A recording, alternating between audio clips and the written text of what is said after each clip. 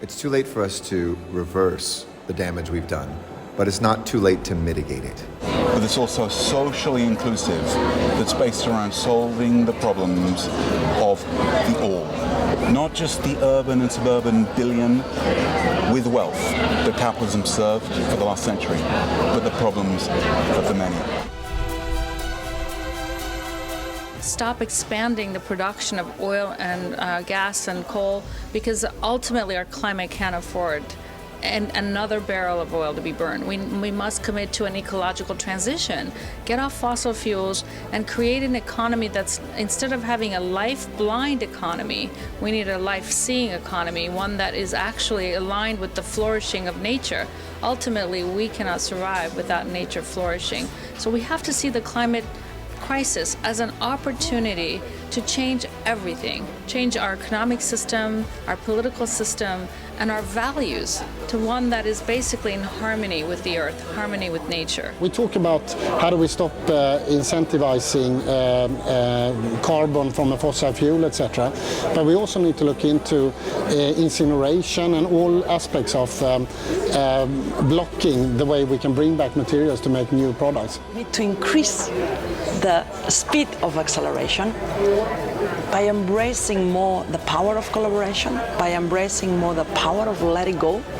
It's about winning at the long run, not about winning every single battle, but seeking for alternative solutions that they need a change from what we have today and move ahead from a paradigm that it's not moving us forward. Are we holding countries and companies equally accountable for the actions and the commitments that they are making, and are we actually making progress against them? We don't have a good measurement system right now. Both the system is not developed, as well as the underlying detail of those definitions, so we can actually hold people accountable and measure the progress and see how we're actually justifying the actions being taken and the just transition that's necessary. Each one of our employees, they generate 1 ton of CO2 through their work. But actually they have impact of 500 tons per year of CO2 of how things are designed. So if we set ourselves ambition to, over time now, try to half that by the way that we design, select materials, consult our clients, we can make a tremendous impact. This is a time for plans, for jobs, jobs and jobs, climate-friendly jobs with just transition. For the next 12 months, we will be fighting for people and communities so that they have confidence and trust in a transition that's going to be faster and deeper than at any time in our history. We have to see as an integrated management, and we cannot set aside the community because they are living there. It's created a system of action that enables us to measure all of the ESG activities across an enterprise so that business leaders can make decisions in much more real time, and they can decide whether they're going in the right path or they're not. And that goes from understanding the carbon footprint of their IT to managing assets to being able to report in a standard way to governments. And that drives transparency, that drives competitiveness, and that's good for everyone. So we've got to think about strategies that enable us to actually move water around. So one of the things we're doing is building a nearly 500 kilometre pipeline, interconnecting it in lots of different ways to maximise flexibility.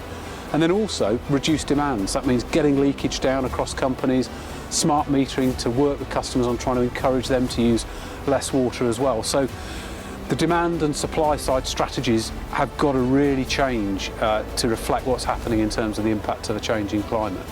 This is Code Red for Humanity, as he said.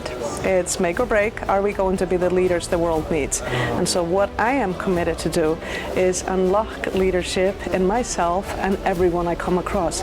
Because the size of this challenge we're meeting isn't going to be met by private action alone, personal action, private sector action alone, or government action alone. And this is about radical collaboration. Our motto in our company is doing today what the patient needs tomorrow.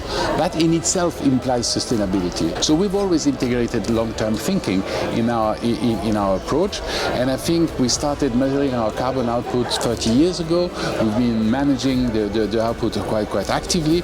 We are not going to make big pronouncements at this COP. We're not going to say we will be carbon neutral or carbon zero. We are just going to do it.